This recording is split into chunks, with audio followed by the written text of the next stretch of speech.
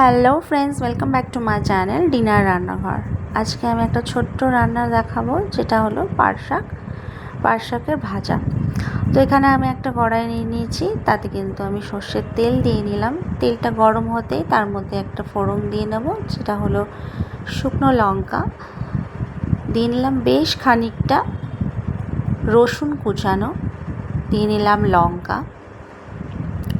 দিয়ে একটু এটা লাল লাল ভাজা ভাজা হতেই কিন্তু এর মধ্যে পেঁয়াজ দিয়ে দেব।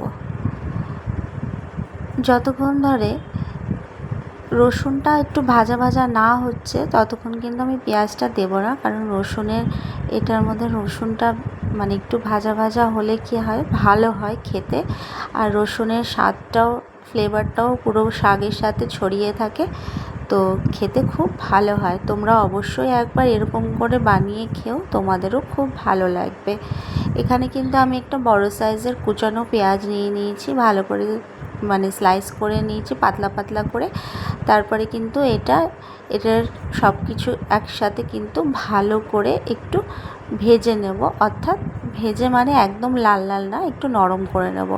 আর দিয়ে নেব অল্প একটুখানি লবণটা কিন্তু আমরা একটু দেখেই দেবো, কারণ শাকে কিন্তু লবণ বেশিই হয়ে যায়।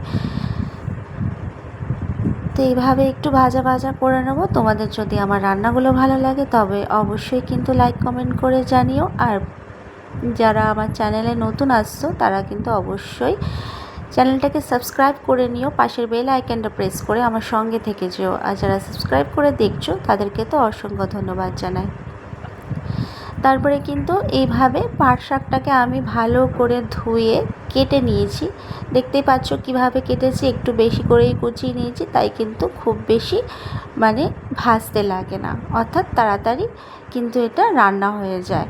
যারা শাক খেতে চায় না তারা কিন্তু এইভাবে একবার শাকটা বানিয়ে খেও, অবশ্যই ভালো লাগবে তোমাদের। আমার তো খুব ভালো লেগেছিলো, গরম ভাতের সাথে খেয়েছিলাম, দারুণ লেগেছিলো। তো এইভাবে কিন্তু অল্প একটুখানি লবণ দিয়ে নিলাম, কারণ লবণ কিন্তু আমি আগেই পেঁয়াজের মধ্যে দিয়ে নিয়েছিলাম।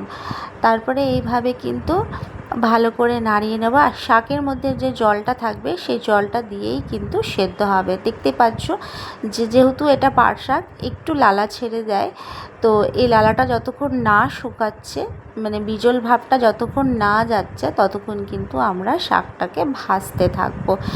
আর ঢেকে দেব না, ঢেকে দিলে কিন্তু এর সবুজ রঙটা চলে যাবে, তার জন্য কিন্তু আমি এটা খোলা অবস্থাতেই রান্না করছিলাম। দেখতে পাচ্ছ কতটা শাক ছিল আর কত অল্প হয়ে গেল।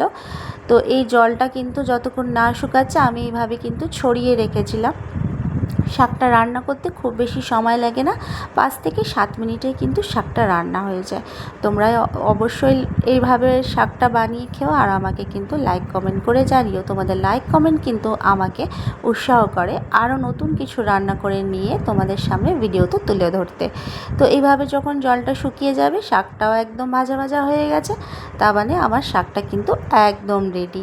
আর নামাবার আগে কিন্তু কড়াইতে এইভাবে ছড়িয়ে রাখলে, মানে গ্যাসটা অফ করে ছড়িয়ে রাখলে কিন্তু আরও বেশি ভালো হয়। তো নেক্সট আসবো অন্য কোনো রান্না নিয়ে। Thanks for watching.